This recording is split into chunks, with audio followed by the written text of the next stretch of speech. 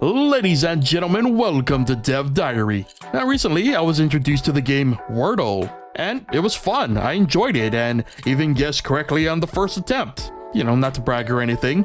However, there was a problem. Wordle only lets you play one puzzle a day and I wanted to keep playing. So I decided, why not just make my own version? And so I did. Now before we get into how I managed to make my own version of Wordle, let's go over the mechanics and functionality of the game. The players can input their guesses letter by letter via an on-screen keyboard, and those guesses show up as a list, allowing the player to review previous guesses at any time. After each attempt, the game provides feedback in the form of colored tiles. Black means a letter is not used in the answer, yellow means that the letter is used in the answer but is in the wrong spot, and green means the letter guessed is both correct and in the proper spot. The game ends when either the player guesses the word correctly or runs out of attempts. Seems simple enough, so let's see my attempt. There are only two things powering my version. One of them is a script containing a bunch of global data. An enum for letters was also used to prevent confusing myself during the development process. Now data-wise, there are global arrays for letter display and a list for the lexicon. There's also some code to load the lexicon, which is just a basic text file I downloaded off the internet. Now moving on to the second item, which powers the entire game,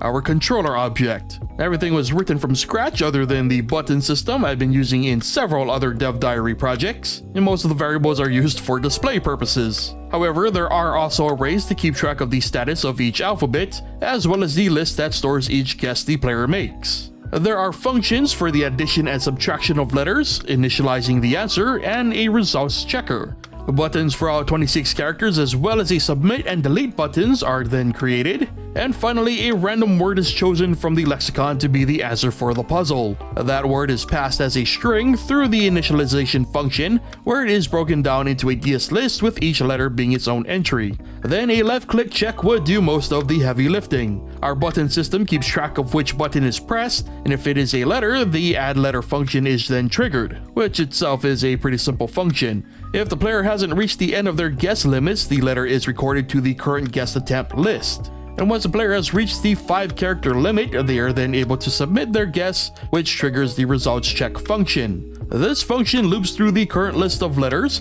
and compares them to the answers list of letters. The letter array is then updated with each letter status following the same rules as Wordle. Then, if the entry matches up, the player has won and the win code is executed. Otherwise, the fail state check initiates. During this check, if the player has reached the end of their guesses, the player fails and the lose code is executed. Otherwise, the variables are reset and the player is allowed to guess again. The process repeats itself as the guesses accumulate, leading to the eventual end sometime down the line. And obviously, should the player decide to delete a letter, the function simply deletes the latest entry from the current guess list, allowing the player to choose a new replacement letter. A clamp is also used to make sure everything stays within proper parameters.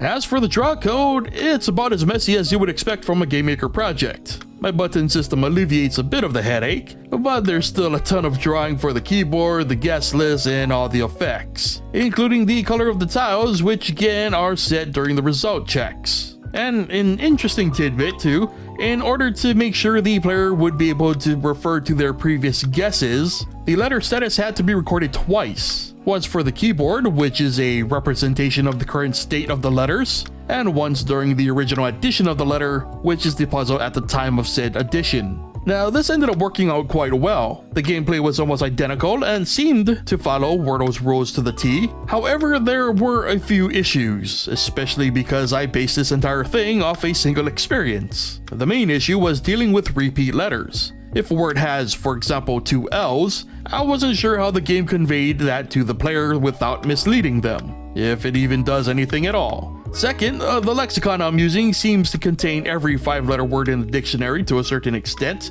which means a lot of words I don't know with weird spellings. I have no idea just how crazy Wordle's word pool gets, but man does it feel impossible sometimes. And finally, this could have definitely been optimized. Arrays could have been used in places that I use DS lists, and I'm sure there are other shortcuts I'm either overlooking or just not privy to. Also, having to load the lexicon as a global list seemed overkill, but I have no idea if there's a better way to handle that. Loading and then unloading a list of so many words definitely resulted in some lag, so the global route seemed the best. Regardless of those hangups, this project took maybe 3 hours to complete.